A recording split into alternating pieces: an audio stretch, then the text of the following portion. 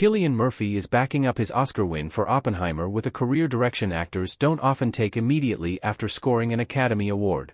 Murphy was the central figure in Oppenheimer's massive global success, featuring in its lead as the American physicist and father of the atomic bomb, J. Robert Oppenheimer. The epic biographical drama was a triumph on account of many, including big-name writer, director, and producer Christopher Nolan and Oppenheimer's star-studded cast. Still, Murphy's engrossing and phenomenal lead performance was an essential extra edge that helped make Oppenheimer a nearly $1 billion box office success.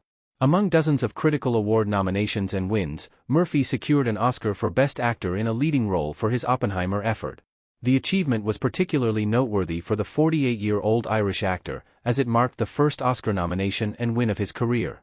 Because of this, and because, generally, actors seem to accept more high-reward opportunities after a big win, it's easy to presume that Murphy would seek out another movie worthy of an Oscar. However, Murphy is making an unexpected career pivot the world of cinema doesn't often get to enjoy. Cillian Murphy's two big movie returns break an unwritten rule for Oscar winners. Murphy is set to reprise old roles in new 28 Days Later and Peaky Blinders movies. Actors will commonly pursue another Oscar-worthy endeavor or be tapped to front a massive film franchise after winning an Academy Award. Think Emma Stone, who followed her Oscar win for 2016's La La Land with an Oscar-nominated performance in The Favorite and, later, an Oscar-winning performance in Poor Things, or Eddie Redmayne, who gave an Oscar-nominated performance in The Danish Girl and fronted the billion-dollar Fantastic Beasts franchise after winning an Oscar for 2014's The Theory of Everything. Instead of chasing more traditional post-Oscar routes, Murphy will return to film with unexpected role reprisals. To the delight of many, Murphy is reprising his roles as Jim from the post-apocalyptic thriller 28 Days Later and Tommy Shelby from the British period crime drama series Peaky Blinders for two forthcoming movies. It's not as if his venture into the 28 Days Later sequel, tentatively titled 28 Years Later, and the first Peaky Blinders theatrical film would be unfit for high awards. However, in these instances, the actor's intention seems to be geared more toward his interest in reviving the characters and their stories than to wait for a role more likely to guarantee his second Oscar. Why Cillian Murphy's 28 Years Later and Peaky Blinders movies are so exciting.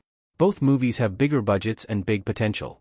Regardless of their Oscar likelihood, the 28 Days Later sequel, which will become an extended sequel series, and the Peaky Blinders film are markedly exciting for fans of their respective IPs. Their potential to become well-regarded movies is presumably inevitable, as they both have overarching stories to address and will have bigger budgets than ever to fulfill them. Whereas precursor films 28 Days Later and 28 Weeks Later had budgets of $15 million or less, 28 Years Later will reportedly have a budget in the $75 million range, via The Guardian.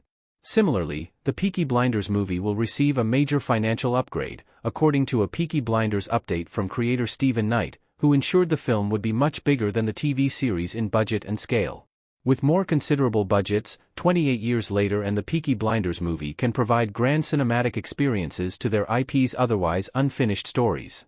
For 28 Years Later, the opportunity could present as an arresting post-apocalyptic simulation to address the unrestrained rage virus.